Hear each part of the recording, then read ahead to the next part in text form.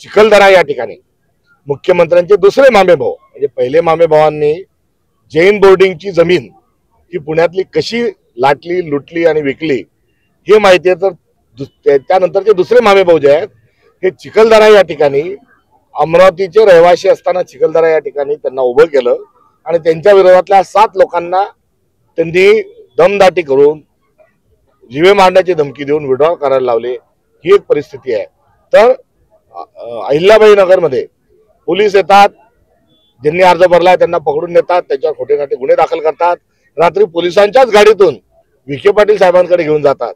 विखे पाटील साहेब त्यांना चित्रपटामध्ये खलनायक जसा वागतो तशा पद्धतीनं त्याचा धोस देतात की विड्रॉल भल्या बोल्याने करून घे, नाहीतर आम्ही तुला जेलमध्ये टाकू।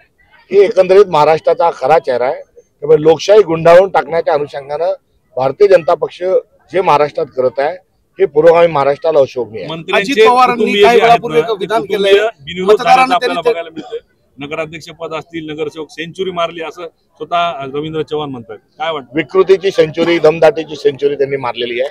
ते एवढे लोकप्रिय नाही, त्रिकाल बाधित सत्य आहे।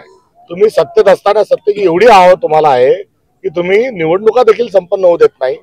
म्हणजे एकीकडे मतचोरी असताना दुसरीकडे आता ही धमकी देऊन ते ज्या पद्धतीने निवडणुका कॅप्चर करत आहेत याचा अर्थ स्पष्ट आहे की मतचोरीच नव्हे तर हा मतचोरीचा दुसरा अध्याय महाराष्ट्राच्या समोर आलेला आहे आणि लोकशाही गुंडाळून ठेवण्याच्या अनुषंगाने त्यांनी प्रयत्न सुरू केलेले आहेत। अजित पवारांनी काही वेळापूर्वी वक्तव्य केलंय की बारामतीकरांना खरं तर त्यांनी असं विधान केले की मत देणं तुमच्या हातात आहे, निधी देणं माझ्या हातात आहे। जर माझ्या उमेदवारांना निधी कमी पडला तर मी निधी कमी, मतदान कमी पडलं तर मी निधी कमी देईल। ही अजितदादांची दादागिरी आहे।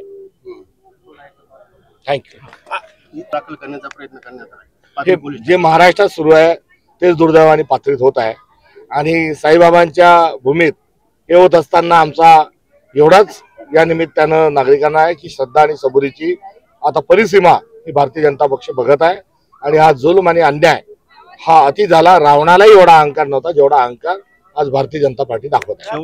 महायुतीमध्ये 3 पक्ष राज्यात सत्तेचा वाटा घेत असताना स्थानिक स्वराज्य संस्थेमध्ये भाजप शिवसेना विरुद्ध राष्ट्रवादी, तर काही ठिकाणी भाजप विरुद्ध राष्ट्रवादी अशा सत्तेतीलच पक्ष लढत आहेत। तर भारतीय जनता पक्ष दोन्ही त्यांच्या मित्रांना गिळूनकृत केल्याशिवाय राहणार नाही। 2029ला या दोघांनाही बाहेरचा रस्ता दाखवून भारतीय जनता पक्ष स्वतंत्र महाराष्ट्रात लढेल त्याची ही नांदी आहे।